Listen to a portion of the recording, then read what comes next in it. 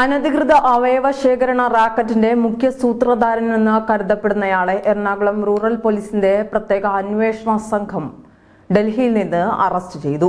Case പുറത്തു വന്നതിനു ശേഷം ഒളിവിൽ പോയ കാസർഗോഡ് സ്വദേശി നജീബിനെ രാജ്യവ്യാപകമായി നടത്തിയ തീവ്രമായ തിരച്ചിലിന് ശേഷമാണ് കസ്റ്റഡിയിലെടുത്തത്.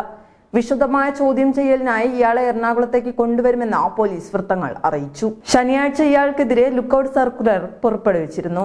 മെഡിക്കൽ ടൂറിസത്തിന്റെ മറവിലാണ് നജീബ് നിയമവിരുദ്ധ ശൃംഖല നടത്തിയിരുന്നതെന്ന് അന്വേഷണ ഉദ്യോഗസ്ഥർ പറഞ്ഞു. വ്യാജരേഖകൾ ഉപയോഗിച്ച് നിയമവിരുദ്ധമായ അവയവ മാറ്റിവെക്കൽ ശസ്ത്രക്രിയകൾ നടത്തിയതിനും ദാതാക്കളെ സ്വീകർത്താക്കളുടെ അടുത്ത ബന്ധുക്കളായി വ്യാജമായി അവതരിപ്പിച്ചതിനും ഈ സംഘത്തിനെതിരെ കുറ്റം ചുമത്തിയിട്ടുണ്ട്. കേസുമായി ബന്ധപ്പെട്ട നജീബിന്റെ ഭാര്യ റഷീദ ഉൾപ്പെടെ 6 പേരെ നേരത്തെ തന്നെ പോലീസ് അറസ്റ്റ് ചെയ്തിരുന്നു. അവയവദാന നടപടിക്രമങ്ങൾക്ക് അംഗീകാരം നേടുന്നതിനായി എംപിമാരുടെയും MLA-മാരുടെയും ജഡ്ജിമാരുടെയും പേരിൽ വ്യാജരേഖകൾ നിർമ്മിച്ചതായി അന്വേഷണത്തിൽ വ്യക്തമായി. കുന്നത്തുനാട്, പള്ളിക്കര എന്നിവിടങ്ങളിൽ പ്രവർത്തിക്കുന്ന സ്റ്റുഡിയോകൾ വഴിയാണ് വ്യാജരേഖകൾ തയ്യാറാക്കിയതെന്ന് പോലീസ് പറഞ്ഞു.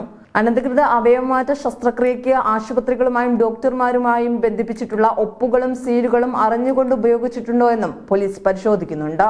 ഈ ശസ്ത്രക്രിയയിൽ ആശുപത്രികളുടെയും ഇടനിലക്കാരുടെയും പങ്ക് അന്വേഷണ ഉദ്യോഗസ്ഥർ അന്വേഷിക്കാൻ തുടങ്ങിയിട്ടുണ്ട്.